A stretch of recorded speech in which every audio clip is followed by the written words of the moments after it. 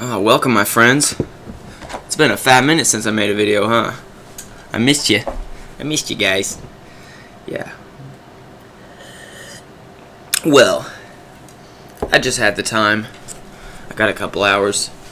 And I've been thinking because it's not that I don't have any video ideas, just that there's so many things to talk about. And I don't know the value of making a video about things that millions of people are already talking about. But over time, it's just like I want to be more honest. I want to try and get people on the same page. Eventually grow this channel and make it to where I have a following of people that understand where I'm coming from with all this stuff. And I think it's like the intertwining. I don't know.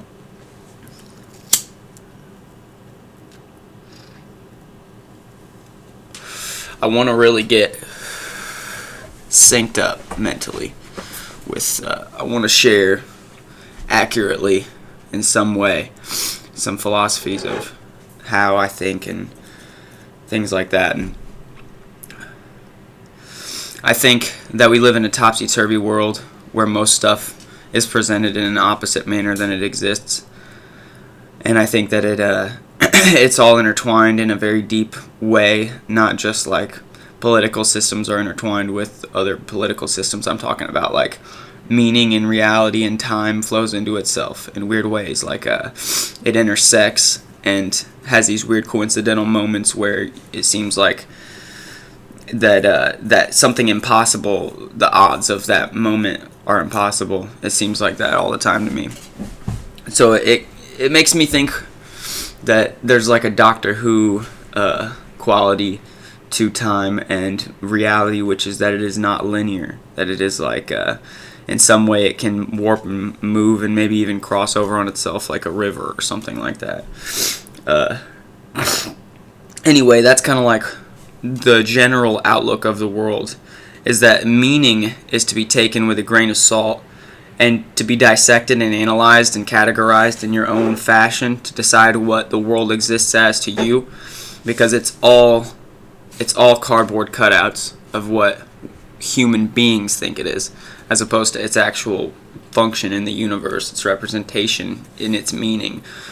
So like, here's a stupid little example, alright? I'll try to give you, and I might have already used this example in a video, but I watched my dad's tomato plants outside over the summer, and as they grew, or spring or whenever it was, as they grew, the tomatoes would get riper and they would get bigger. So of course they're getting more ready to eat. They're getting closer to the stage of consumption, right? And as that happens, the heaviness of the tomato bends the plant down, right? And the color of the tomato changes. Now, it's a chicken or the egg thing.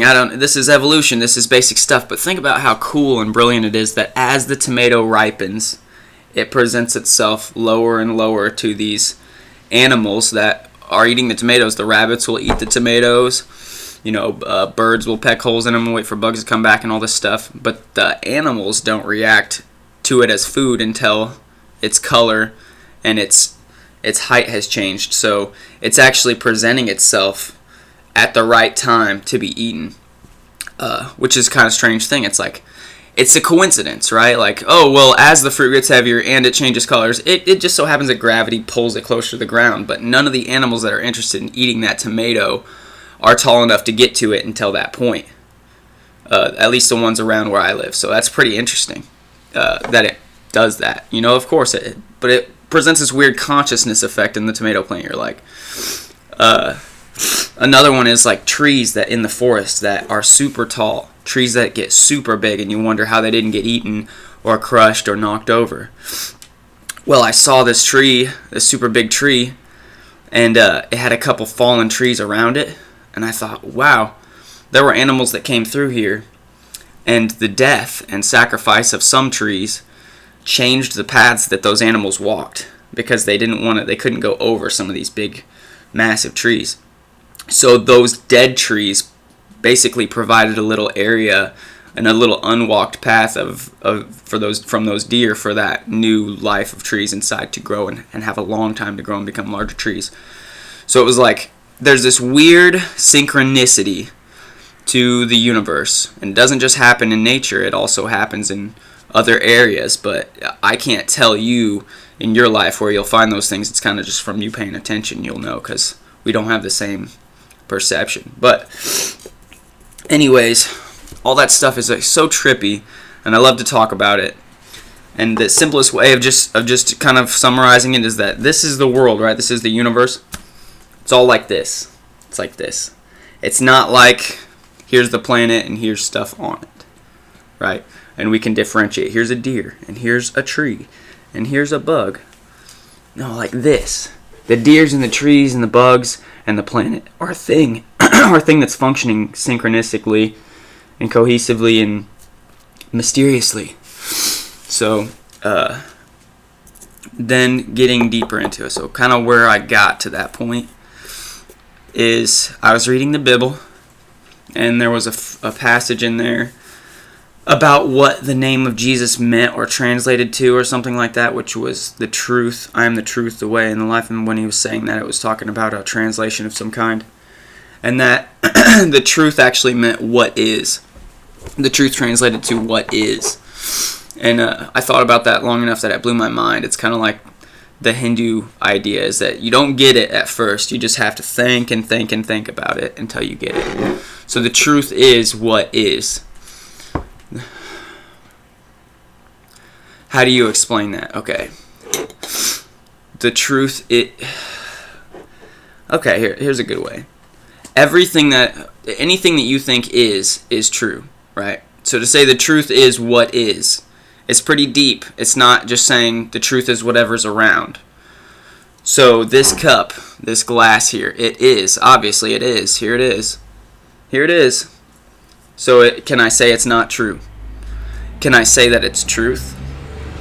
What it's telling me is that everything that is a piece of what is true. That the truth is a whole, and all sections of it are pieces of it. And if it is, then it's true. So you could say, you could bring up Jesus himself. Jesus may never have existed. He may never have been back then as a physical man. But right now, notice, I'm speaking about it.